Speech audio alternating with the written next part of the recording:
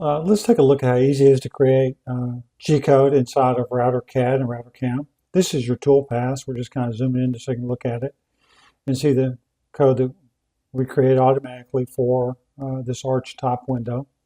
So here's the window we've drawn. It was easy to draw this window just using basic CAD commands. They're easily accessible inside of RouterCAD. So here's a square. We're just going to start with a square with an arc, and then I can copy or mirror that arc.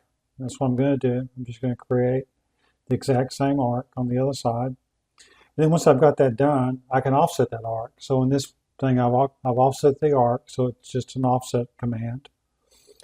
And now what I want to do is use the extend tool and extend the arcs up to the other arc. So it's easy to do. I just selected them and told them to extend, and they did. Now I'm offsetting the outside arc to give the rail and style a thickness, and I chose 1 inch. So I'm just offsetting the geometry here. And the program will do it all correctly for you.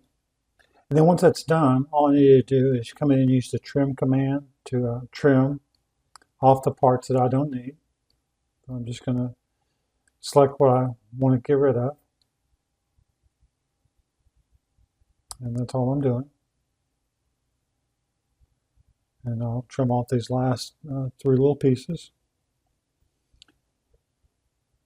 And there's your basic shape. And then I'm just going to put a frame around that and size it for the opening.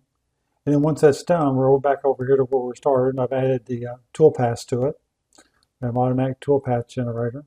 And I'm just going to review this one more time. And that's all you need to do to create your G-code inside of RouterCAD and RouterCAM. Thanks for watching the video.